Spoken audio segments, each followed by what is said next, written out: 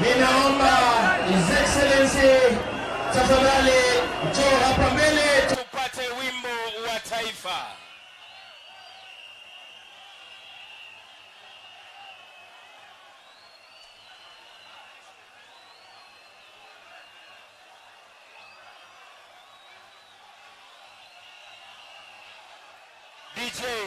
DJ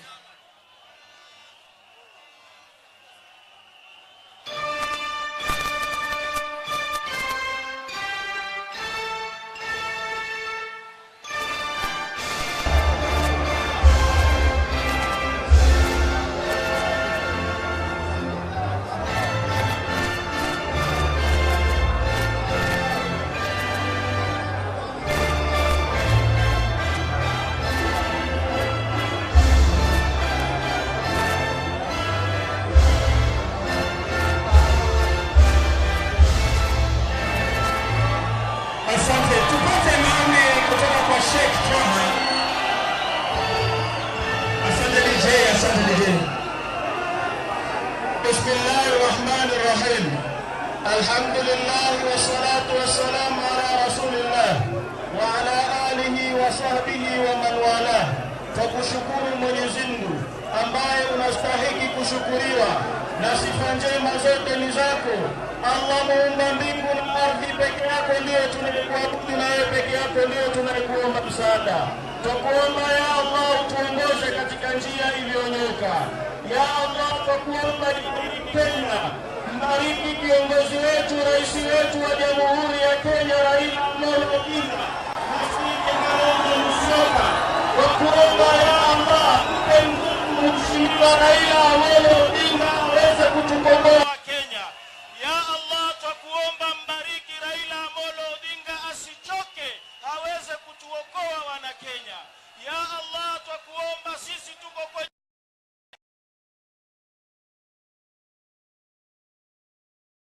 Ya Allah tukuomba tukiamini umetukubalia maombi yetu. Amin, amin, walhamdulillahi rabbil alamin. Ogla maombi mafupi. Precious Jehovah, we thank you for this meeting that you have called. We worship you, God, because men may have their plans, but you have yours. As we stand here, God, we know in Kenya there is only one president, and that is the chosen one, Raila Amolo Odinga. And for that, we ask you, God, that you may overturn the plans of the wicked one, that he will elect us tomorrow. In the mighty name of Jesus, we have prayed. Amen.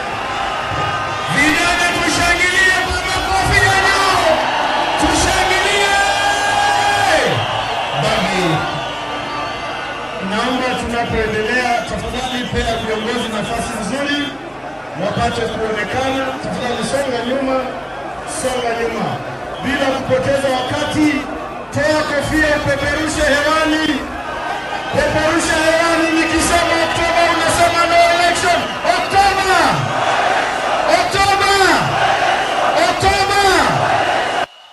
Naomba kumkaribisha Senior Counsel Attorney General Siaya Senator James Agre Orengo. Welcome, sir.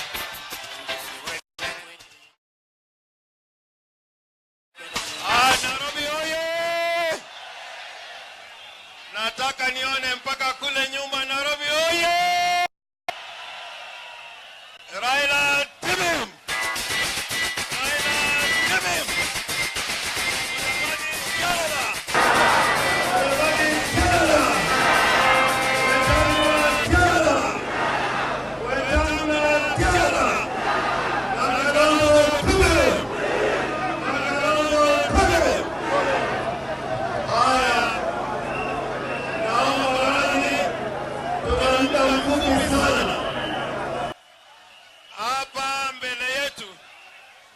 viongozi wale hawajaongea. Ninayo Senator Mudhama. Wangapi wamemkaribisha Senator Mudhama? Pia tumekuja pamoja na Senator Haniri. Wangapi wamemkaribisha Senator Haniri? Na pia Bara Muluka ambao ni mkatibu mkuu wa chama cha ANC.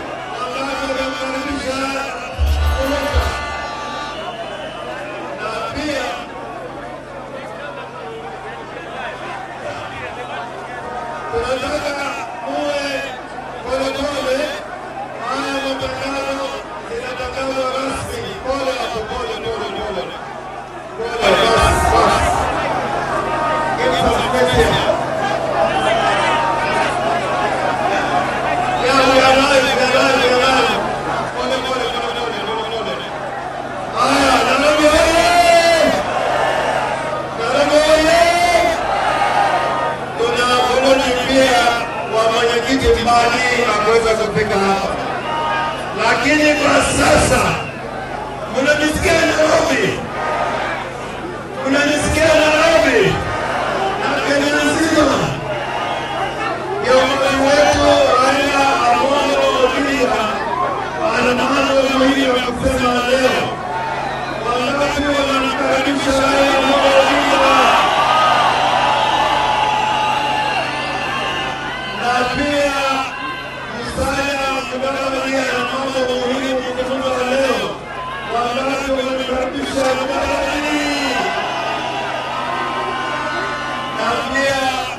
Senator viongozi wa Tangula ana mambo muhimu. Wangapi wamemkaribisha Wetangula? Tumeanza safari. We have started the journey to Kenya na tutafika. Wangapi wamekubali tutafika pale nyumbani? Na Uhuru na Ruto hata wafanye nini, tutakomboa nchi yetu ya Kenya. Wangapi wako tayari kukomboa Kenya? Kwa hivyo kwa hayo ninamkaribisha Moses Masika Wetangula. Karibu Moses Masika Wetangula. Haya, mikono juu kwa Wetangula.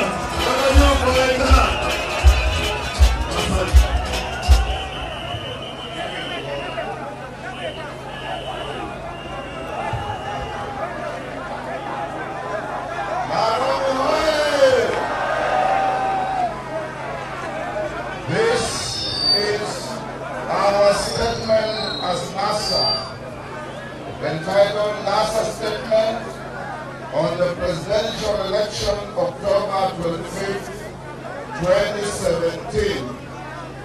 A new struggle begins tomorrow. Fellow Kenyans, naomba tusikilizane vijana.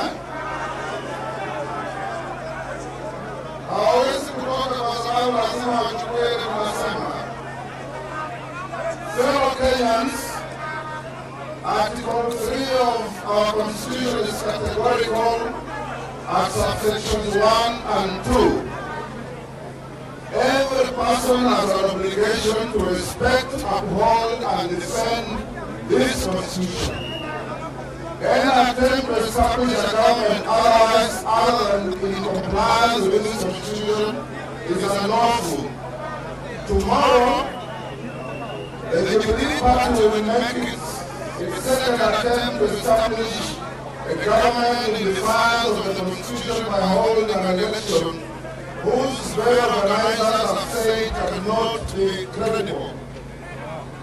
Exactly 1 week ago, the chairman of the IEBC, Mr. Wafula Chebukati, said, and I quote, "I have made several attempts to make crucial changes, but all my motions have been defeated by a majority of the commissioners. Under such conditions, it is difficult to guarantee free, fair, and credible elections."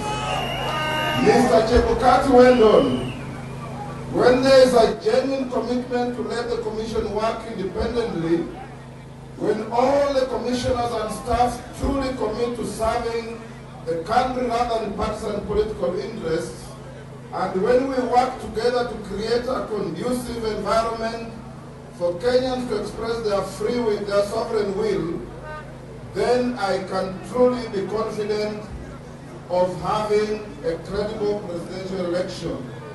Only then, Chebukati went on, can I commit to serve as the National Returning Officer in order to deliver a free, fair, and credible election. A few hours earlier, Dr. Roslyn Akombe wrote in her resignation letter, the Commission in its current state can surely not guarantee a credible election on October 26th. I do not want to be party to such a mockery to electoral integrity. Asked by the BBC whether Kenya can hold a credible election, her answer was, and I quote, absolutely not. Last evening, Deputy Chief Justice Ms. Philomena Mwinu's bodyguard was shot and wounded.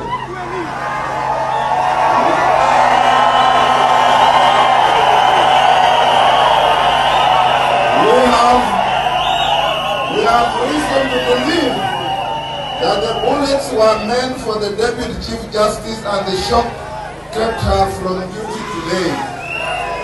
Earlier today, the High Court ruled that the returning officers for tomorrow's elections are illegally in office. To cap it all, Supreme Court judges, either intimidated or compromised, stayed away from the court today, making that institution unable to adjudicate in the critical affair of tomorrow's election. All this confirm that we have a charade and not an election tomorrow. Fellow Kenyans, the establishment of a government regardless of the constitution was the intention of Jubilee in the run-up to the August 8th elections. It is the reason Jubilee insisted on Al Burea as the single source to print of the ballots. It is the reason Jubilee rejected a thorough audit of the register and created an official polling stations. It is why in the lead up to the election, the IEBC Chief Technology Officer, Chris Musando, was tortured and murdered.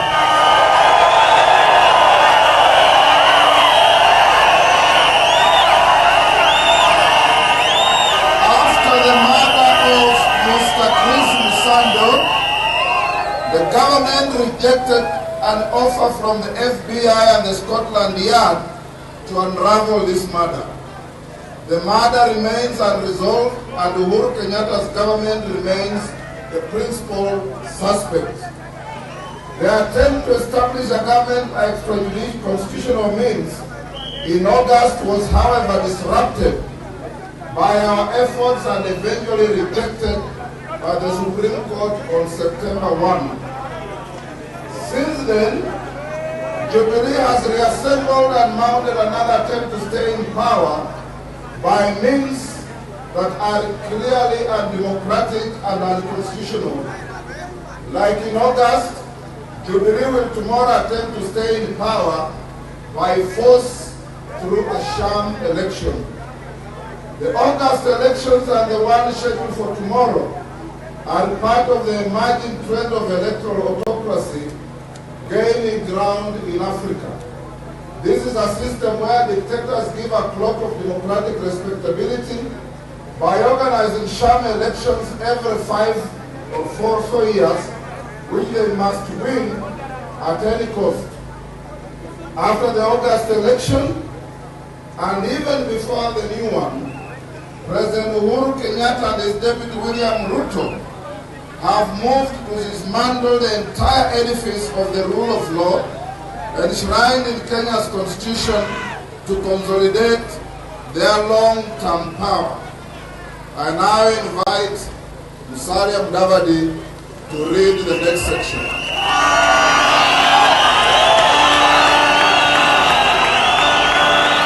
Tumkaribishe Mheshimiwa Musalia.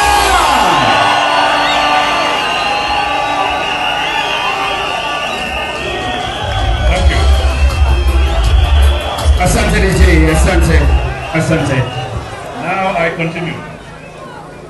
The Jubilee Party has subsequently passed new laws that will cut many current electoral safeguards and also severely limit the powers of the Supreme Court to annul an election. It will also diminish the authority of the chairman of the Electoral Commission by making and allowing any member of the Commission to announce the results of a presidential election. Uhuru has been dangling the bill over our heads, threatening to sign it into law if we do not participate in the elections. The path Uhuru and Ruto are taking is a beaten one. It is the same path that Yahya Jammeh tried in Gambia, what Blaise Compaoré tried in Burkina Faso, and what Laurent Gbagbo tried in Ivory Coast before their careers ended abruptly and in utter shame.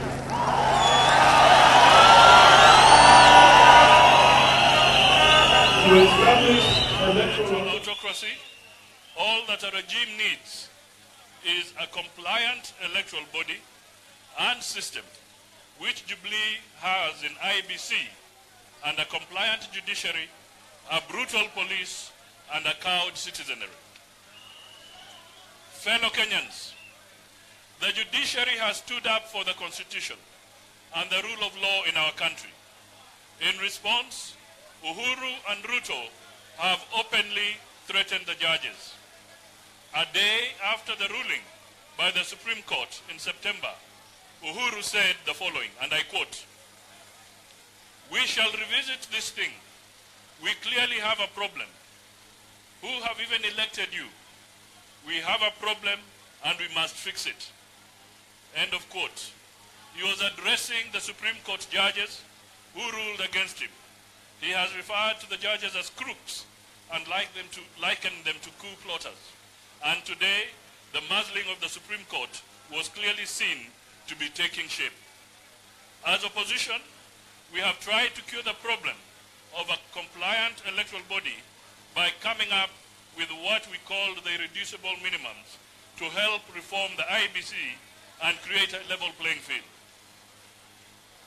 In response, the IBC first stonewalled, focusing on inconsequential measures while contending that there was insufficient time to do anything significant.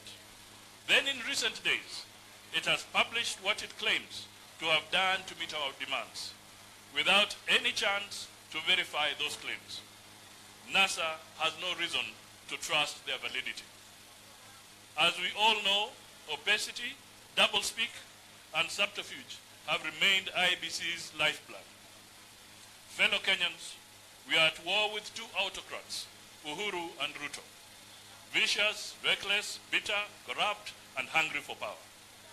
We have seen them unleash unprecedented and unreasonable terror on citizens across the country, and especially in Nairobi and Western Kenya, in the lead up to, during, and after the August elections.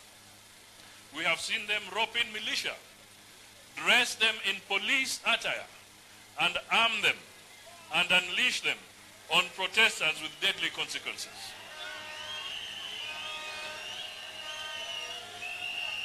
As we speak, truckloads of paramilitary and police officers have been deployed to commit massacre, especially in Western Kenya and Nairobi, where the sole purpose of protecting an illegitimate hold onto power by Uhuru and Ruto. We have seen none other than the Interior Cabinet Secretary, Dr. Fred Matiang'i, sanction the deployment of militias in Kisii and other parts of Nyanza to complement what Mungiki will be doing in Nairobi. The murders that have occurred during recent protests, together with those committed immediately after August elections, were clearly premeditated and carefully planned to annihilate the people and make them accept a stolen election as a fait accompli. Uhuru and Ruto are looking for a cowed and subdued citizenry in order to roll out a dictatorship. Fellow Kenyans, as we have said before, dictatorships once established do not reform themselves. We belong in the category of those who refuse to give up our basic rights and civil liberties, the right to speak out, to assemble, to protest, to organize, to travel freely in and out of the country, to associate, to criticize government without fear or favor, and to live as free men and women. What will happen in this country tomorrow may well mark the end of the ballot as a means of establishing government.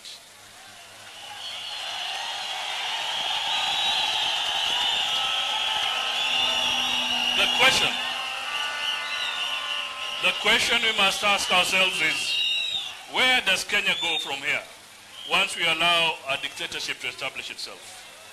Fellow Kenyans, Archbishop Desmond Tutu told us this, and I quote, "If you are neutral in situations of injustice, you have chosen the side of the oppressor."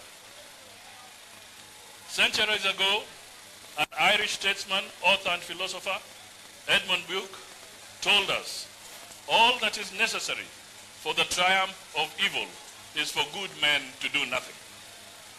NASA refuses to be neutral and therefore be on the same side with the oppressor. We equally refuse to be the good men and women who did nothing when evil took root. Tomorrow, therefore, we return our original assignment. We return to our original assignment. That assignment at the start of the current journey was and remains that we will be the people who will end electoral fraud in all of Africa. That will uproot the evil culture of sham elections with predetermined outcomes. We fought for multi-parties and a new constitution, and we won.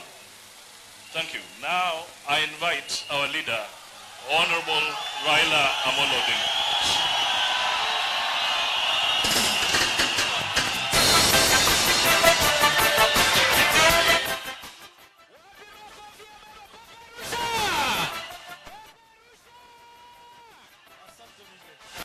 Asante. Haya vijana hoye! Vijana hoye! Kenya hoye!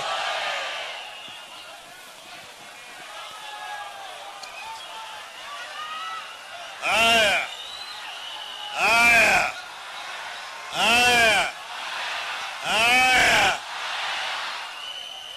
Kwanza naleta salamu ya Stephen Kalonzo Musyoka. Mnapokea? Kalonzo ametuma salamu kutoka Ujerumani na ako pamoja na sisi siku ya leo kwa moyo. Nitaendelea kusoma statement yetu ya NASA kwa kimombo. Sawa sawa? Fellow Kenyans, tomorrow we begin the new determination, the battle for electoral justice. The government is established in no way other than through free, fair and credible elections. We must rise to the occasion and save democracy not only for ourselves but for all of Africa. We remind the people of Kenya that in this region we are the last country standing and fighting for democracy. If Kenya succumbs to dictatorship, all of Africa will be in danger. But we must take courage that although we are pivotal, we are not alone in our democratic ambitions. Across the continent, we have comrades in the people of Ghana, Nigeria, Cameroon, Gambia, Burkina Faso, Ivory Coast, Liberia, Botswana, Togo, and South Africa, who insist that every vote must count and every vote must be counted. The Constitution must be respected and the rule of law upheld. So what do we do? What do we do tomorrow?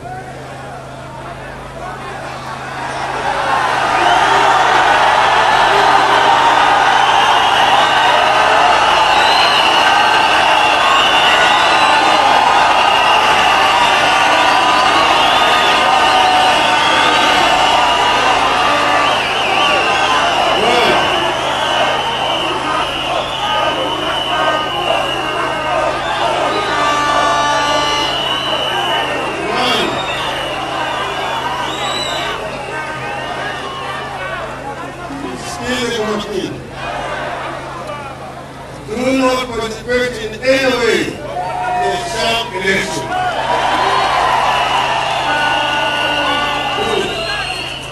Convince your friends, neighbors, and everyone else not to participate. Instead, you advise Kenyans to value democracy and justice to hold vigilant prayers away from polling stations or just stay at home. We are aware that the bloodthirsty regime is planning to use every excuse to massacre our people. Let us deny them that chance. As we do this, we must always remind ourselves that we face these challenges as Kenyans, united in the suffering of the tribulation brought upon this country by Uhuru Kenyatta and William Ruto. None of us is the beneficiary of this tyrannical two-sum rule. The only beneficiaries of this villainous regime are the friends and relatives of its kingpins. Let us warn ourselves against the dangers of negative ethnicity and ethnic profiling. This is the stool that was forged by our colonizers and used to keep us divided. It has been effectively used by successive regimes to keep the people from uniting, demanding justice. This is one of the tools in the political toolkit of this tyrannical twosome. Therefore, do not castigate any person or ethnic community. Do not look at your brother or sister with suspicion. He or she is as much of a victim as you. If your neighbor support this twosome, do not insult or assault them. Instead, seek to open their eyes to see the great country you aspire for. Give them the courage to admit the grave injustices we all suffer. Get them to join us in committing ourselves to one struggle, to one destiny. Tomorrow, Uhuru and Ruto intend to actualize the electoral dictatorship they set out to establish on the 8th of August. Tomorrow, they will defy the ruling of the highest court in the land and conduct a sham election that only they can be victors, a coup d'etat.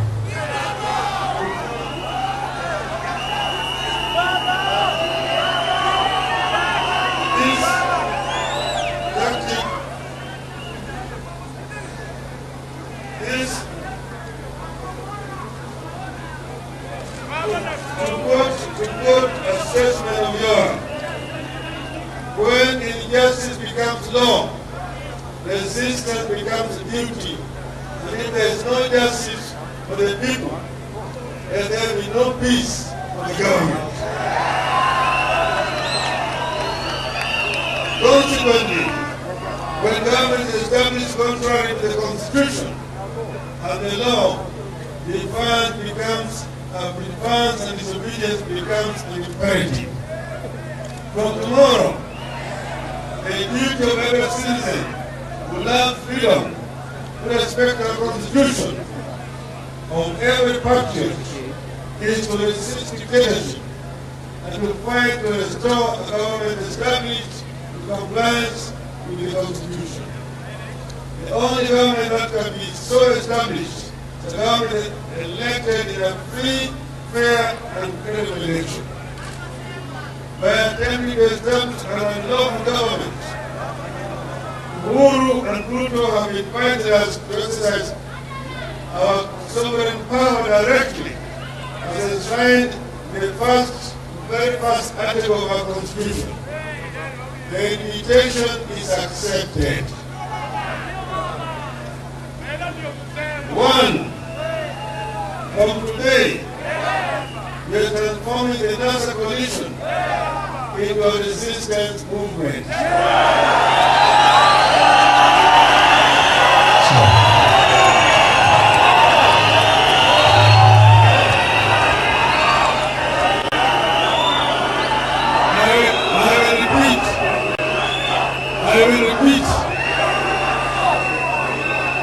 I will repeat. From today, we are transforming the NASA coalition into a resistance movement.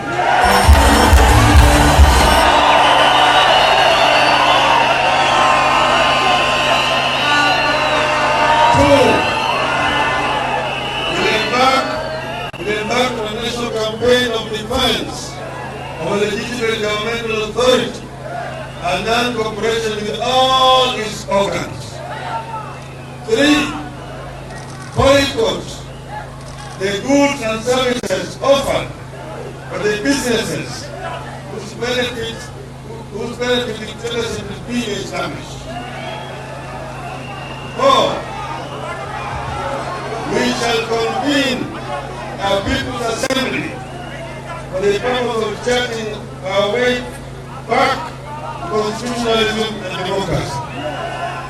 5. We shall mobilize all progressive forces in the country to ensure that a fresh, free, and fair presidential election is organized within 90 days.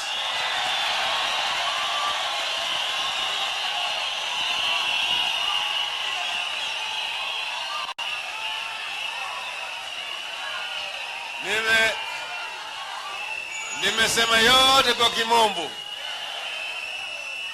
Tumesema kule tumetoka. Wakenya walipigana ili wapate katiba mpya na kutengeneza demokrasia katika taifa letu. Lakini kuna watu wawili ambao wamenyakua uhuru wetu na wanataka kutengeneza udikteta katika taifa letu ya Kenya. Wanataka kutawala Kenya kwa imla na dhuluma. Wanataka kurejesha Kenya kwenye utawala wa giza kule ambayo tuliyetoka. Wanajaribu kutumia bunge kubadilisha sheria ili waweze kurudisha Kenya kule tumeyatoka. Na tumewaambia tulipigana na udikteta na tukaangusha. Tukaambia vile vile hatutakubali kurudishwa nyuma tena. Wakenya watasimama imara ili kuendesha demokrasia taifa letu. Wamehujumu sheria zote, hata wamehujumu mahakama. Waliua Msando. Jana walipiga risasi dereva ya naibu wa rais wa mahakama karibu kumuua. Wamezidi kuua watu wetu kinyama. Watoto wetu wadogo wameuawa. Wengine wamepigwa risasi. Mpaka tufike hapa. Sasa tume ya uchaguzi imeshikwa mateke. Juzi Mama Kombe aliongea akasema tume ya uchaguzi vile ilivyo sasa hawezi kuandaa uchaguzi wa haki na kweli. Mwenyekiti wa tume hiyo yenyewe Bwana Chebukati wiki jana alisema ati yeye amekuwa mabusu ya wanachama wake, ameshika hawezi kupumua.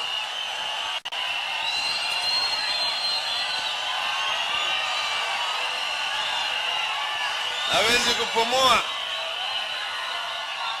Akijaribu kwenda pande hii wanafinya, akijaribu pande hiyo wanafinya. Sasa anahilia tu hai hai hai hai hai hai.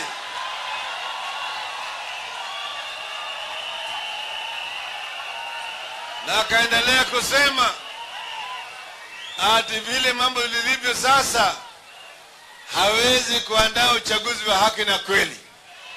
Hiyo ni maneno kutoka kwa Kenya ya bwana Chebukati mwenyewe. Wiki jana, sasa hatujui, leo nasikia amesema anaweza, hata sasa uchaguzi utaendelea. Sijui amefanya muujiza gani, ameshika makende.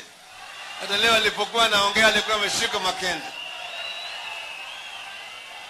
Sasa kwa hivyo leo hii mahakama imeamua ati wale wasimamizi wa uchaguzi wote 290 290 returning officers hawakuteuliwa au kuajiriwa kihalali.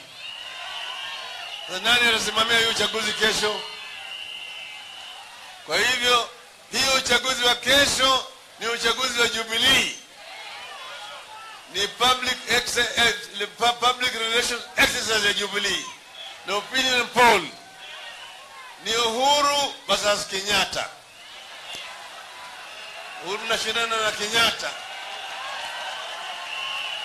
na wamesema ati Uhuru na Kenyatta wako karibu sana, naonekana wanaenda hata kwa runoff tena, wanashindana wenyewe kwa wenyewe. Wale wengine ambao majina yao yuko pale kwenye ballot box wamebeba maua tu. Wao wanabeba maua kwa wanaharusi, bwana harusi na bi harusi.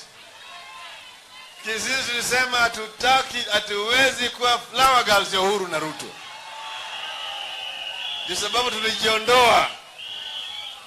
Lakini tulijiondoa na tukaandika barua kwa bwana Chebukati tukasema we are not candidates. Vile mambo zilivyo sasa, Raila Odinga na Kalonzo Musyoka sio candidates. Anasikia ameweka majina yetu pale. Hiyo tu ili waweze kufanya rigging. Ndio Raila alipata kura hapa. Hiyo ukiona kura ya Raila imewekwa na wale watu, haijapigwa na wafuasi wa Raila. Wafuasi wa Raila kesho hawaendi kupiga kura. Wafuasi kesho wetu hawaendi kupiga kura. Wale jamaa wana njama ya kupiga watu wetu na risasi kuwaua. Naambia wafuasi yangu yote ya kwamba kuna njia mingi ya kuua paka.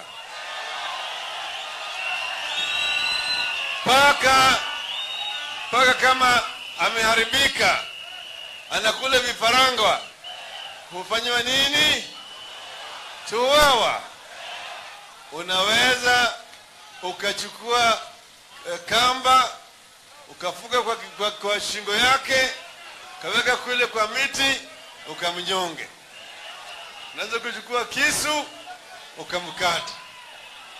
Unaweza kuchukua paka ukaingiza ndani ya gunia, funika hiyo gunia, weka jiwe, kwenda kwa mto au kwa ziwa, tumbukiza huku, sio?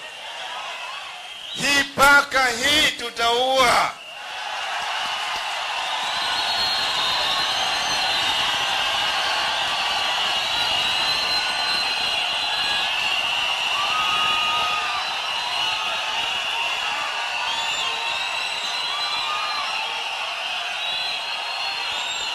Hatuwezi.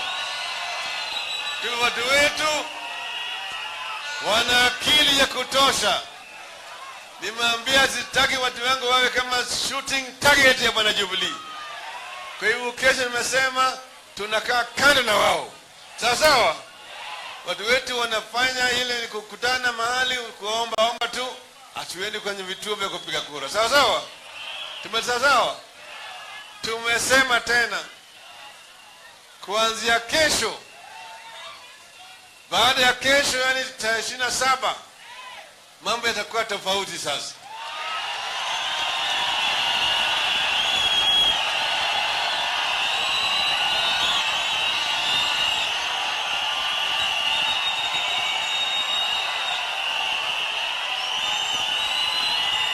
Ile mseto wetu ambaye inaitwa NASA, National Superlance, tuanzia kesho tutabadilisha sasa. Sasa itakuwa ni muungano ya ukombozi. Itakuwa ni muungano wa National Resistance Movement. Sawa sawa? Lakini NASA sawa sawa? Kwa hiyo itaanzia kuanzia kesho. Alafu tumesema maana yake serikali imehujumu katiba. Imehujumu katiba.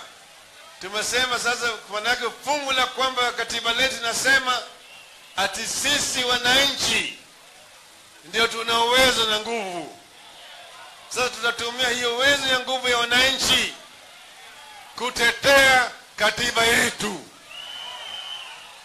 Kwa hivyo tumesema hatutaheshimu serikali dhalimu ambayo haijachaguliwa kikamilifu kulingana na sheria na katiba ya taifa letu. Hatutaheshimu amri yoyote imetoka kwa Uhuru, kwa Ruto, kwa county commissioners, watumishi wote wa umma, bwana Matiang'i na hao takataka yote.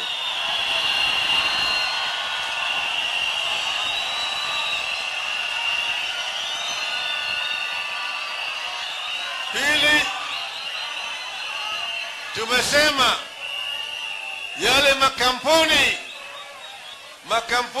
ambaye wamewekwa pale ambaye wanapata faida kutoka kwa serikali hii, na tutaanza kuambia nyinyi moja kwa moja.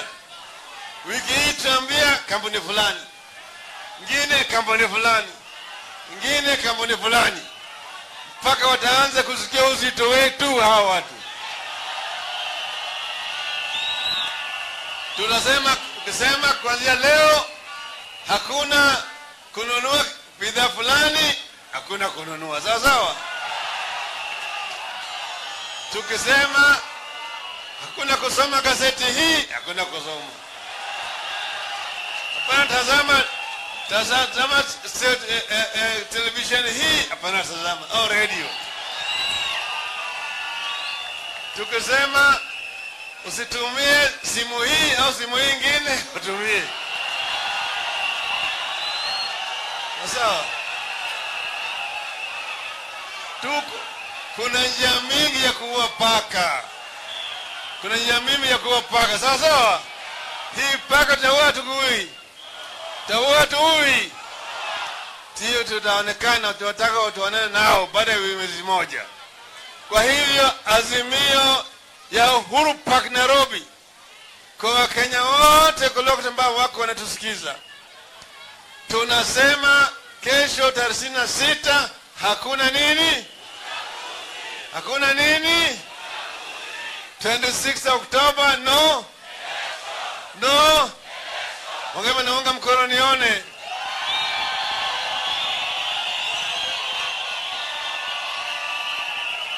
Basi azimio ya Uhuru Park sasa. We the people of Kenya, followers of NASA movement, assembled here at Uhuru Park, and all the NASA supporters all over the Republic of Kenya resolved today that tomorrow, the 26th of October, there will be no elections in the Republic of Kenya. As many of the opinions say aye, as many of the counter opinions say nay, the ayes have it. Asanteni sana. Asante DJ.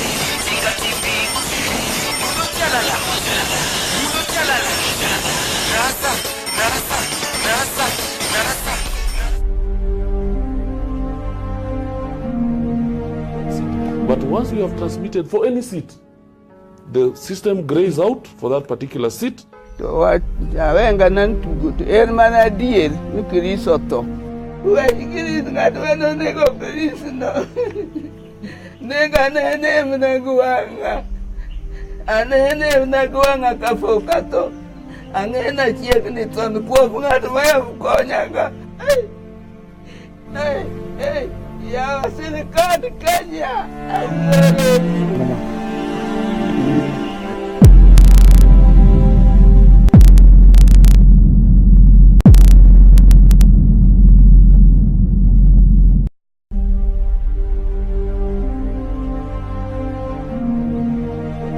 But once you have transmitted for any seat, the system grays out for that particular seat. To what Javenga nan to go to Ermana deal, Nukiri Soto. Where you get it, not when on the go police no. Nega name Naguanga. And name Naguanga Kafokato. And then I check it on the quote out of way of Konyaga. Hey, yeah, I see the card to Kenya.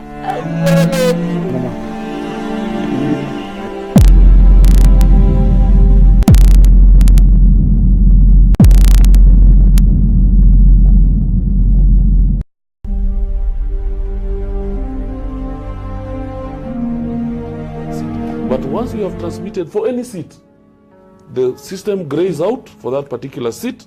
To what Javenga nan to go to Ermana deal, Nukiri Soto. Where you get it, not when on the go police no.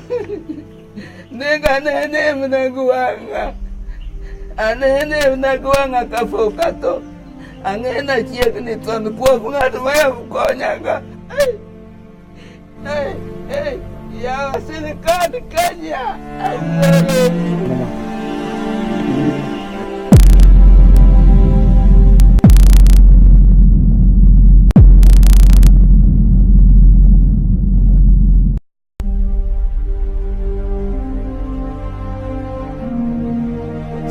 But once you have transmitted for any seat, the system grays out for that particular seat. To what Javenga nan to go to Ermana deal, Nukiri Soto. Where you get it, not when on the go police no. Nega name Naguanga. And name Naguanga Kafokato. And then I check it on the quote out of way of Konyaga. Hey, yeah, I see the card to Kenya.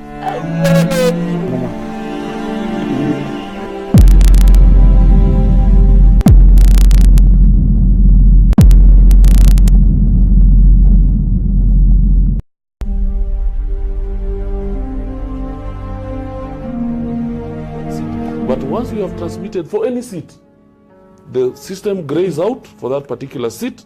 To what Javenga nan to go to Ermana deal, Nukiri Soto. Where you get it, not when on the go police no.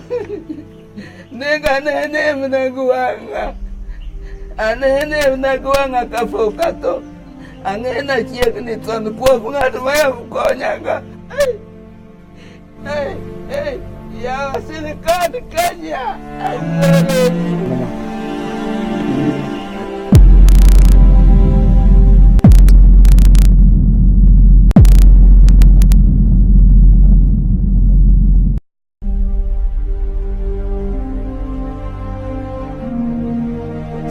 But once you have transmitted for any seat, the system grays out for that particular seat. To what Javenga nan. Mtazamaji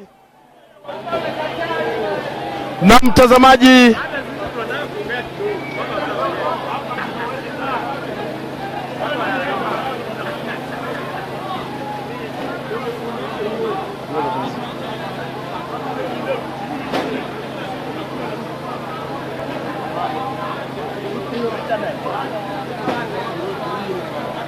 na mtazamaji, imekuwa ni mkutano mkubwa uliohudhuriwa na maelfu ya wananchi hapa katika bustani ya Uhuru Park. Hapo awali mida ya asubuhi kulikuwa na vikosi vingi vya polisi hapa, na kulikuwa na ripoti kutoka maeneo mbalimbali kana kwamba mkutano huu haujapatiwa idhini na idara ya polisi wala kiwanja hiki ambacho kinamilikiwa na serikali ya kaunti ya Nairobi hakijapewa idhini kwa wananasa kutumia. Lakini wananasa walizidi kumiminika hapa, na mida ya saa 6 seneta wa Siaya James Agre Orengo akajaja hapa na kuhakikishia wananasa kwamba mkutano utaendelea. Kinara wa muungano wa NASA Raila Amolo Odinga ametoa kauli kali kwamba hapo kesho uchaguzi ambao unapangwa na Jubilee sio uchaguzi dhidi, ni uchaguzi kati ya Bwana Uhuru na Bwana Kenyatta, na kamwe hawataruhusu serikali ya kiimla iwe hapa Kenya na Afrika. Ameashiria kwamba muungano wa NASA sasa unachukua mkondo mwingine, kwa lugha ya kimombo resistance movement, ama muungano wa mageuzi. Kutoka hapo kesho amesisitiza kwamba wananasa wasije wakaenda kupiga kura, lakini watakusanyika sehemu mbalimbali za hapa nchini ili kushindikiza msimamo wao. Raila Odinga vile vile ameashiria kwamba siku zijazo huenda wakaambia Wakenya au wafuasi wao wasusie kutumia bidhaa fulani, ikiwemo runinga, mastesheni ya redio, gazeti, vile vile kampuni ya vyakula kama maziwa na mengineo. Mtazamaji, kutoka hapa uwanja wa Uhuru Park nikiripotia runinga ya NASA, mimi ni Morris Ocheng.